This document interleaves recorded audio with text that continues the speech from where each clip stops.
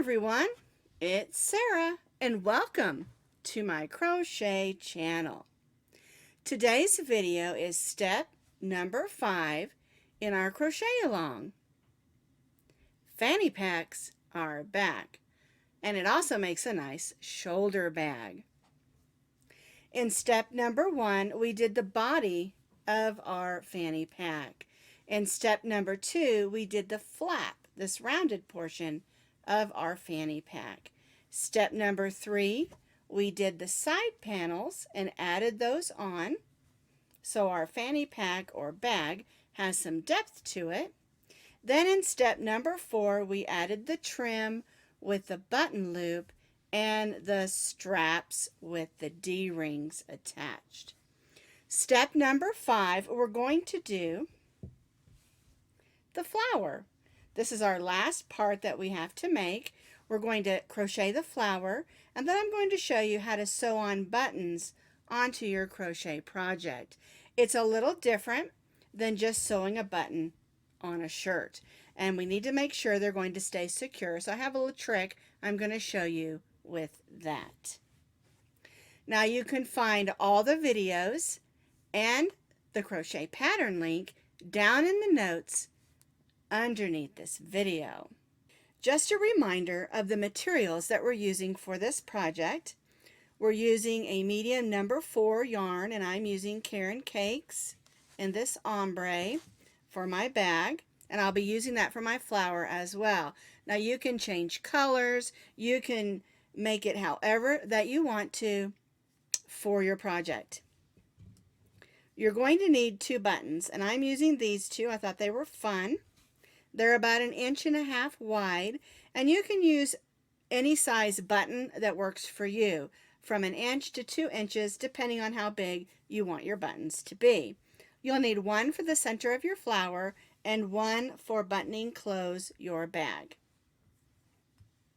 We're stitching today with our H hook, 5.0 millimeter crochet hook. You'll need your scissors, and then you'll also need your needle to sew on your flower and your buttons, and of course weave in your ends. Alright, let's make our flower. We're going to begin with our slip knot, and we're going to chain 2 chains. We're going to place 10 single crochets in the second chain from the hook. So we'll go in that second chain, pull up a loop, yarn over, and go through both loops. So there's 1, 2,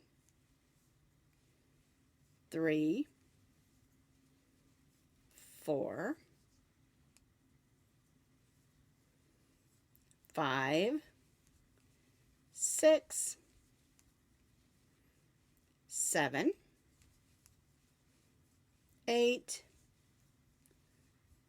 9, there we go, and 10. We're going to join to that first single crochet with a slip stitch, and we're going to chain 10. 1, 2, 3, 4, 5, 6, 7, 8, 9, and 10. We're going to go to the next single crochet and slip stitch in there. Then we're going to chain 10 again.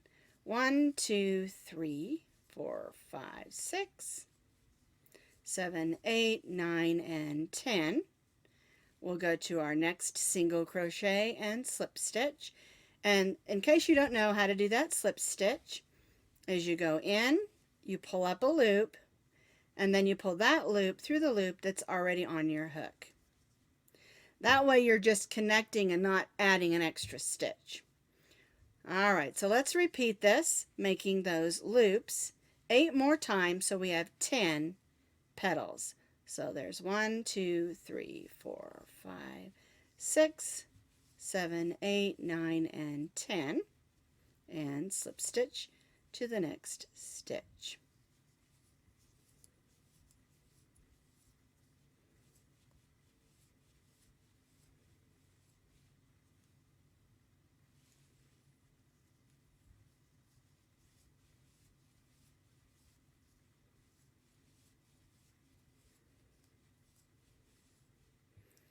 chain 10, slip stitch to the next stitch. There's 5 of our petals, and we'll continue this all the way around till we have 10 petals.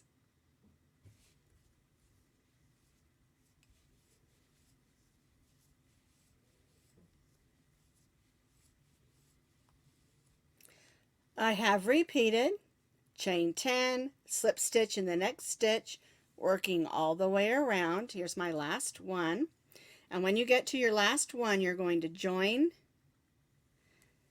with a slip stitch. And then we're going to cut off. Now I want you to leave yourself a little bit of yarn, about 10 or 12 inches, so you can use this to sew it onto your bag. All right, so I'm going to go ahead and tie that off. And here are my 10 petals, and you'll notice that we have a hole in the center. So what we're going to do is turn that over. We're going to grab that beginning tail of yarn and our needle, and we'll thread that needle. And now we're going to close this up, and the way we do that is we just stitch around those beginning single crochet stitches.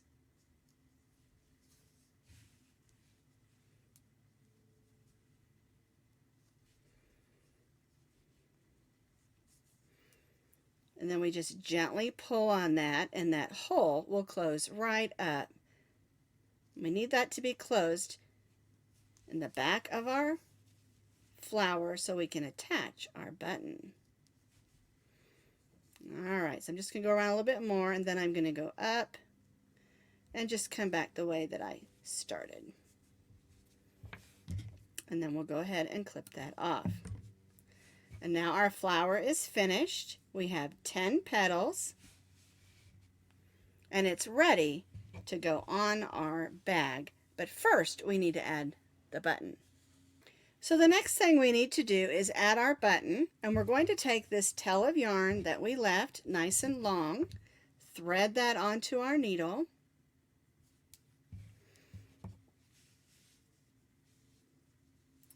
we'll turn our flower over and come up through the back to the front, and we're going to make a little loop. We're going to go down and then back across, and that's just going to make sure that our thread is going to stay where it needs to be, our yarn, and then we can sew our button on. Make sure that your needle will fit through the holes of your button also. Alright, so we're just going to attach that on, and that's the way it's going to look. Well, we're going to sew it right onto our bag. So I grabbed my bag. I want to make sure, I want to place it like right down here, and of course I like mine there. You can put yours anywhere you want. You could put it up here if you wanted to. It's up to you where you want to attach your flower, and you could put several if you wanted to. Alright, so what we're going to do next is we've decided we want to put our flower down here, and I want it to go sideways, so I'm going to go in through a stitch and come back up through a stitch. And the key to getting your flower and your button on and having it stay properly is to go through stitches and not through the holes of your crochet. Alright, so I'm going to do like this. I'm going to turn this so it's sitting the right direction here. There we go. We're going to come over here. We're going to make sure we go through the hole of the button.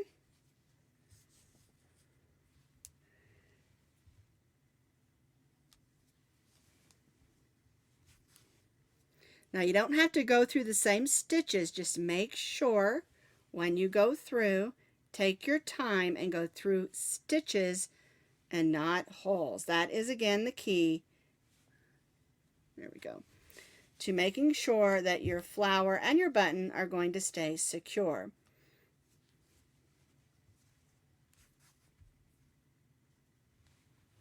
Now this portion is decorative. And if you don't feel like that's going to stay secure, you can go back in and you can come up and make a few stitches around the edge of your flower.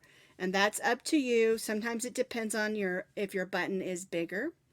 But if you feel like it's not, your flower's not going to stay secure, there we go. You can just go around that flower underneath that button sort of and make sure your flower is going to stay secure. I usually don't do this. I like the way that it looks when it's a little bit of a 3D look. Let me pull this to the back. I like my flower to sort of stick up and stick out. Isn't that cute? All right, so once we're happy that our button and our flower is secure, then we need to secure it on the back side, and we're just going to make a few stitches. And I kind of make some X's there and go back and forth until I'm content that that is going to stay put.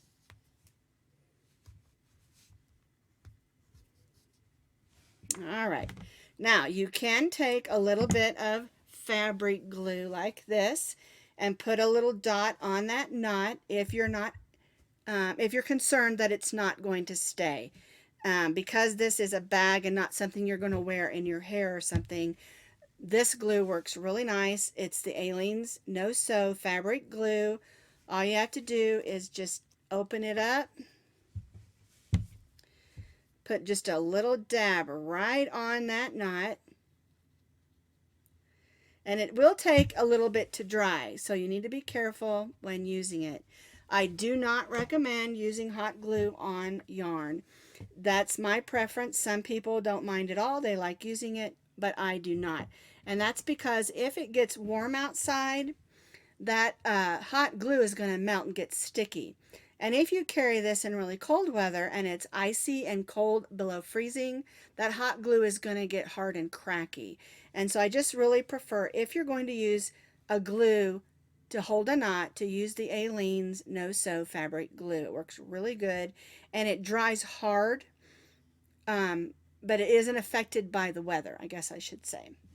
All right, so there is our button and our flower, and so now we need to add our other button. So here's my other button. I'm using one that matches what I've already got on here. Like I said, I'm using that set of 2. And one thing to make sure is make sure that your button can move smoothly through your button loop. And then you can decide where you want to put it. I'm gonna, let's see, about right here. And so what we're going to do is I always put my needle in when I've decided, and I just pull the button through like that. And then I'm going to, again, make sure I'm going to leave a little bit for weaving in there, and then I'm going to make sure that I go through stitches. And again, that's the trick or the key to getting your button to stay secure on crochet. And so we've got a loop there, it's held in the back, and I've gone through stitches and not holes. All right, I'm going to grab my button and I'm just going to start sewing it on. And the other thing that I do, especially if I'm just putting on a button that's not decorative, it's going to be used, I don't just go through those 2 stitches. I'll go up a little bit, make sure I'm still going through stitches, but I go up just a little bit. And I think that just helps it stay on better. I'm going to the back, so I'm going to go through again through stitches and not holes. And you can see I'm up a little higher, so I'm just going to move down.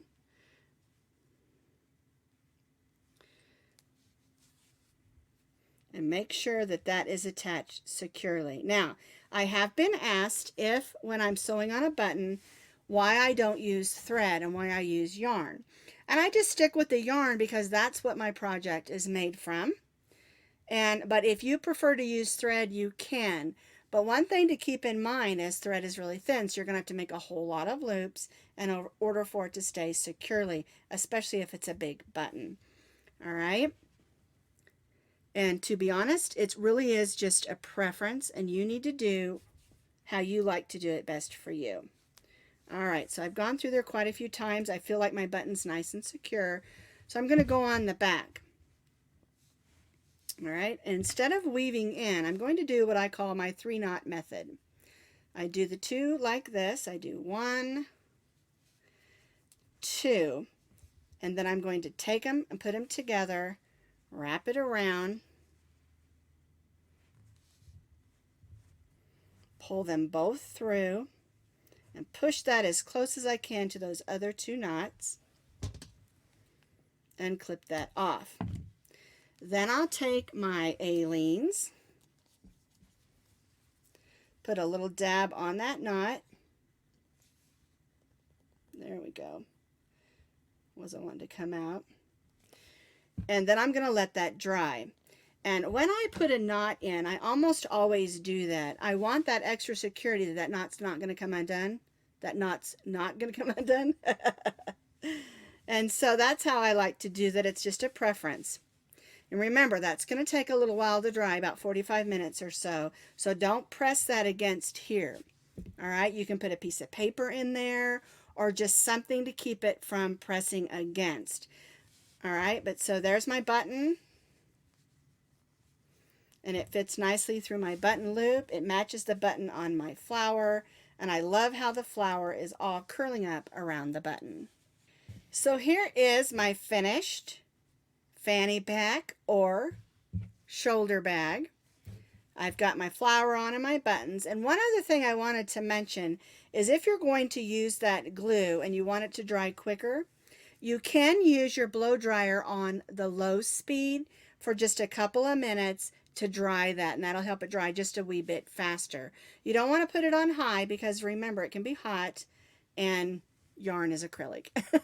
So anywho, my bag is complete. It's ready to be used, and I absolutely love how the ombre turned out on this bag. So here's the other bag that we made. This one is made out of cotton. This one is made out of acrylic. And so you have lots of choices with color combinations, button combinations, anything that you want to do to make it special for you or for someone that you're giving it to.